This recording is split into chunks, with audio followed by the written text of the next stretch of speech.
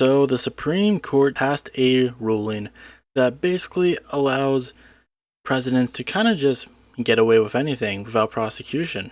So they basically passed a ruling that presidents have immunity when it comes to official acts that they take as president. Now this all kind of comes due to the fact that they want to give Donald Trump immunity for what happened on January 6th. And it's just not a great decision, and we'll kind of get into that as we see from this Huffington Post article. The Supreme Court gives Joe Biden the okay to assassinate Donald Trump. That kind of what this leads to in a way. But yeah, we'll start off with like this article right here, or at least this one. The U.S. Supreme Court on Monday said former President Donald Trump is entitled to some immunity from criminal prosecution for actions taken to overturn results of the 2020 election, but sent the case back to trial court to sort out which charges can stand, effectively delaying any potential trial until the November election. The blockbuster decision split the court through ideological lines, with the dissenters saying it makes a mockery of the principle that no man is above the law. The 6-5 opinion was written by Chief Justice John Roberts. The president is not above the law, the majority opinion read, but under our system of separated powers, the president may not be prosecuted for exercising his core constitutional powers, and he is entitled to at least presumptive immunity from prosecution for his official acts. That immunity applies equally to all occupants of the Oval Office. So it's basically saying, and here's the thing, now you might be thinking to yourself, oh well, what is an official act? We don't know. Like an official act of what? Like, here we have right here. They're trying to see what the difference is. Roberts noted the difficult task of concerning through a president's official act and unofficial conduct, and outlined several guidelines for the lower courts. Certain allegations, such as those involving Trump's discussions with the acting attorney general, are readily categorized in light of the nature of the president's official relationship to the office held by that individual. Other allegations, such as those involving Trump's interactions with the vice president, state officials, and certain private parties, and his comments to the general public, present more difficult questions. The High Court said in addition to core functions, action within the outer perimeter of the president's official responsibilities are immune, provided that are not manifestly or palpably beyond his authority. It also said courts may not take a president's motives into account. Doing so, Roberts argued, would risk exposing even the most obvious instances of official conduct to judicial examination on the mere allegations of improper purpose. So it's all kind of vague. Like, okay, well, what's the difference? So you're not allowed to take in his motive. It's all kind of confusing. And it really just comes down to like, well, what's not, like, this should be an easy thing to do. Like, okay, what's an official act and what's not an official act? I feel like that should be an easy question just to like get out of the way, but it doesn't feel like that. Actions within the outer perimeter of a president's official responsibilities. It's like, so even if they're outside of his, responsibilities as the president, they are immune, provided that they are not manifestly or palpably beyond his authority. But, like, okay, well, where's the line between that then? So they already set up a line between official and unofficial acts, but now they have like an outside perimeter of those unofficial acts where they're just like, well, technically this might be official. It just feels so open-ended that he could literally just get away with anything. Like, that's what it feels like. It's nonsense. It's basically saying like, as long as we say it's okay, he can get away with anything he wants. And now he's kind of like using all this to kind of push back his like trials. Like we see here, he moves to have the NY hush money conviction tossed, despite the fact that he wasn't president at the time. He was just running. He was just a candidate. But who knows? Because, the outside perimeter. Like, even though he might have not been the president, what? Or maybe it's because like, oh, the trial happened when, like, after he was president. So now it's a part of that outside perimeter. You kind of see where this gets a little messy, where it's just like, okay, well, what doesn't count? Hours after the U.S. Supreme Court issued a landmark ruling that President Donald Trump has some presidential immunity from criminal prosecution for actions taken to overturn results of the 2020 election, Trump on Monday sought to have his conviction thrown out in his New York criminal hush money case, according to sources. Trump's lawyers said the hush money verdict should be tossed because the jury saw evidence during trial that they believe should have been protected by presidential immunity, according to a letter to Judge Juan Merchan that was described by sources to ABC News. The defense sought additional time to make their argument, a move that could delay Trump's sentencing, which is scheduled for July 11th. Supreme Court gives Trump more immunity in January 6th case, but not for unofficial acts. The Manhattan District Attorneys and a representative from Trump's legal team declined to comment to ABC News. A jury in May took less than 10 minutes to convict Trump of 34 felony. We already kind of know this. Like the January 6th stuff, you could definitely, even then, it's not like he's facing any punishment for it. But it is kind of like giving him the permission to do it again, like to rally his supporters to do it again if it doesn't go in his favor. It's just, I don't know. It's completely disgusting. And then we have what that kind of leads us to with Biden, and we see it with this Huffington Post article. The Supreme Court's decision that Donald Trump has full immunity for official act he took as president is so sweeping and vague that it opens the door for sitting presidents to do whatever they want without any accountability, including assassinating a political rival. Legal experts said Monday that yes, as horrific and as authoritarian as that sounds, the 6-3 decision by the court's conservative supermajority means that President Joe Biden could theoretically order that Trump be killed and be immune from criminal prosecution. Presumptively, he has the power to assassinate a rival. John Dean, who was White House counsel to former President Richard Nixon, not a great look, told Huffington Post on a call with Defend Democracy Project, a group that advocates for free and fair elections. Making matters worse, said Dean, is that the court ruled that official acts by a president can be used as evidence of criminal conduct for unofficial acts.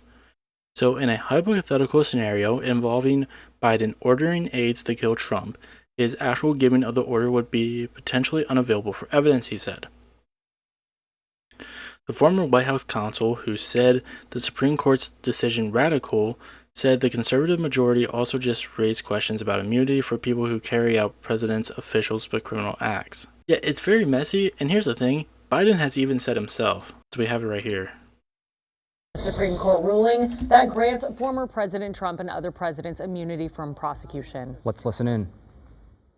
Perhaps even more importantly, it's an office that can test your character. Because you not only face moments when you need the courage to exercise the full power of the presidency, you also face moments where you need the wisdom to respect the limits of the power of the office of the presidency. This nation was founded on the principle that there are no kings in America. Each of us is equal before the law. No one is above the law, not even the President of the United States.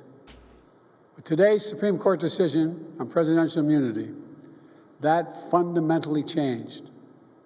For all practical purposes, today's decision almost certainly means that there are virtually no limits on what a president can do. This is a fundamentally new principle, and it's a dangerous precedent, because the power of the office will no longer be constrained by the law, even including the Supreme Court of the United States. The only limits will be self-imposed by the president alone. This decision today has continued the court's attack in recent years on a wide range of long-established legal principles in our nation, from gutting voting rights and civil rights, to taking away a woman's right to choose, to today's decision that undermines the rule of law of this nation. Nearly 4 years ago, my predecessor sent a violent mob to the U.S. Capitol to stop the peaceful transfer of power. We all saw it with our own eyes. We sat there and watched it happen that day. Attack on the police, the ransacking at the Capitol, a mob literally hunting down the House Speaker, Nancy Pelosi, gallows erected to hang the Vice President, Mike Pence. I think it's fair to say it's one of the darkest days in the history of America. Now the man who sent that mob to the U.S. Capitol is facing potential criminal conviction for what happened that day. And the American people deserve to have an answer in the courts before the upcoming election. The public has a right to know the answer about what happened on January 6th before they are asked to vote again this year. Now, because of today's decision, that is highly, highly unlikely. It's a terrible disservice to the people of this nation. So now the American people have to do what the courts should have been willing to do, but will not. The American people have to render a judgment about Donald Trump's behavior. The American people must decide whether Donald Trump's assault on our democracy on January 6th makes him unfit for public office in the highest office. I know I will respect the limits of the presidential powers I have for 3.5 years. But any president, including Donald Trump, will now be free to ignore. And here's the thing, like, I understand that to a certain extent. I'm being like, well, no, I'm still going to act within my limitations. But there's this TikToker who did an incredible TikTok, like, in relation to this in a bit. It was kind of like, the Democratic Party basically going, when the Republican Party goes low, we go high, is incredibly stupid. Because, like, he's going to use that power in any way that he wants. But saying that, oh, I'm not going to act like that is not a great look, especially when you don't look that great going into this election anyways.